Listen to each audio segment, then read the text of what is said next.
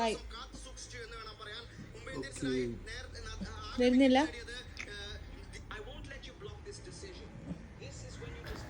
അങ്ങനെ ഡാഡിയോട് ടാറ്റയൊക്കെ പറഞ്ഞു പോകുന്നത് മറ്റെങ്ങോട്ടുമല്ല ട്രിവാൻഡ്രത്തേക്കാണ് കേട്ടോ, നമ്മുടെ സ്വന്തം തിരുവനന്തപുരത്തേക്ക്.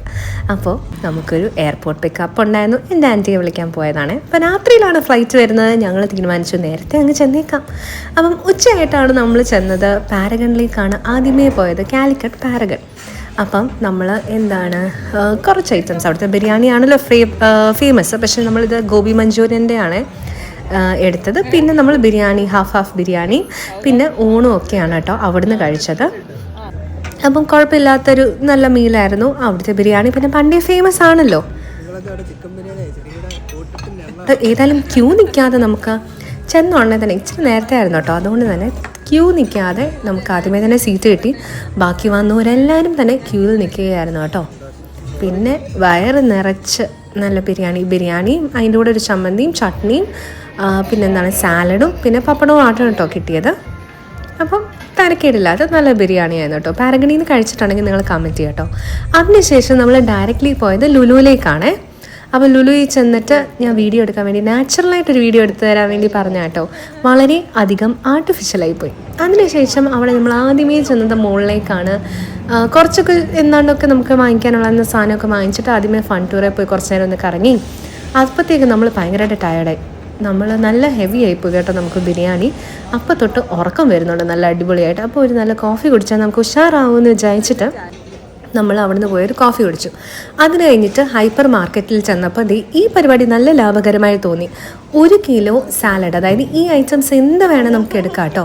ഇതെടുത്ത് മിക്സ് ചെയ്ത് നമ്മൾ ആ കണ്ടെയ്നർ 1 kgക്ക് എനിക്ക് തോന്നുന്നു 250 rupees.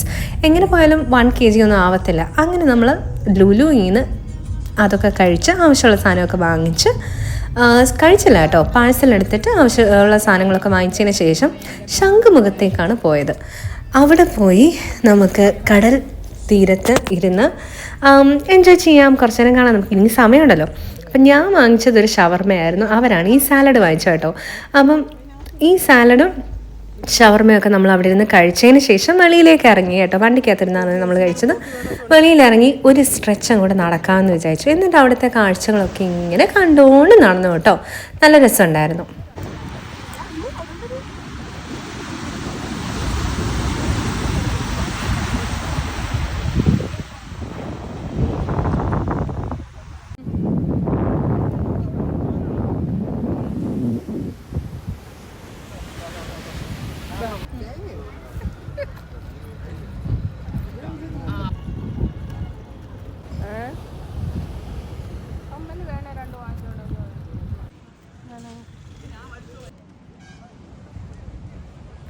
അങ്ങനെ ശംഖുമുഖത്ത് കറങ്ങിക്കൊണ്ടിരുന്നപ്പോൾ കുറച്ച് വീഡിയോസും കാര്യങ്ങളൊക്കെ എടുത്തു. അവിടെ കണ്ടാണ് കേട്ടോ ഈ ട്രെയിന്.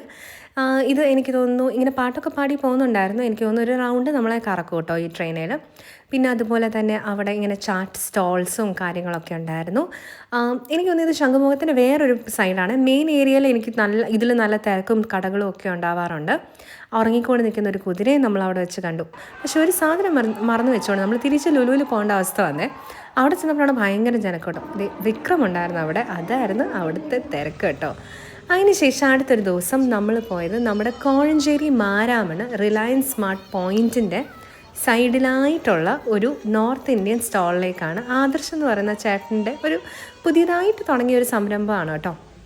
അപ്പം ഞാൻ ബാംഗ്ലൂരിൽ പഠിച്ചപ്പോഴും ജോലി ചെയ്തപ്പോഴൊക്കെ എന്നും എനിക്ക് ക്രേവിങ് അവിടെ നമുക്ക് താഴെ ഇറങ്ങിയാലും അടുത്തുള്ള കടകളിൽ എപ്പോഴും കിട്ടുന്നൊരു ഐറ്റമായിരുന്നു കേട്ടോ. നമുക്കങ്ങനെ എപ്പോഴും ഇവിടെ അടുത്ത് കിട്ടാത്തൊരു ഐറ്റമാണ് ഈ പാനിപൂരിയും ചാട്ട് ഐറ്റംസൊക്കെ. അപ്പോൾ എനിക്കെന്നും ഇടയ്ക്കിടയ്ക്ക് കഴിക്കണം എന്ന് തോന്നാറുണ്ട്. അപ്പം അങ്ങനെയാണ് ഈ സ്പോട്ട് കണ്ടുപിടിച്ചത്. അധികം ആയില്ല ഇവരിത് തുടങ്ങിയിട്ട് കേട്ടോ. ദഹിപൂരി, പാനിപൂരി, മോമോസ്, പിന്നെന്താണ്, ഞാൻ ഒരു പാവ് ഭാജിയൊക്കെയാണ് ഇവിടുന്ന് ട്രൈ ചെയ്തത്. മോമോസ് കിടിലനായിരുന്നു, പറയാതിരിക്കാൻ പറ്റില്ല. മോമോസ് നല്ല ടേസ്റ്റായിരുന്നു കേട്ടോ. അപ്പോൾ നിങ്ങളും പോയി ട്രൈ ചെയ്ത് നോക്കുക. ഈ പുതിയൊരു സംരംഭം ഒന്ന് നിങ്ങൾക്ക് ഇഷ്ടപ്പെടുമോ ഇല്ലയോ എന്ന് അറിയിക്കുക. പിന്നെന്താണ് അവരെ ഒന്ന് ചെറുതായിട്ട് സപ്പോർട്ട് ചെയ്യുക കേട്ടോ. അപ്പം നിങ്ങൾ നമ്മുടെ സൈഡിൽ തന്നെ റിലയൻസ് സ്മാർട്ട് പോയിൻറ്റിൻ്റെ സൈഡിൽ തന്നെയായിട്ടാണ് ഇത് വരുന്നത്. അപ്പം ട്രൈ ചെയ്ത് നോക്കുക കേട്ടോ. നമുക്ക് എല്ലാം തരക്കേടില്ലാതെ ഇഷ്ടപ്പെട്ടു. മോമോസ് അടിപൊളിയായിരുന്നു കേട്ടോ. ഞാൻ നേരത്തെ പറഞ്ഞ പോലെ തന്നെ അപ്പോൾ അടുത്തൊരു വീഡിയോ ആയിട്ട് കാണുന്നവരേക്കും take care and god bless.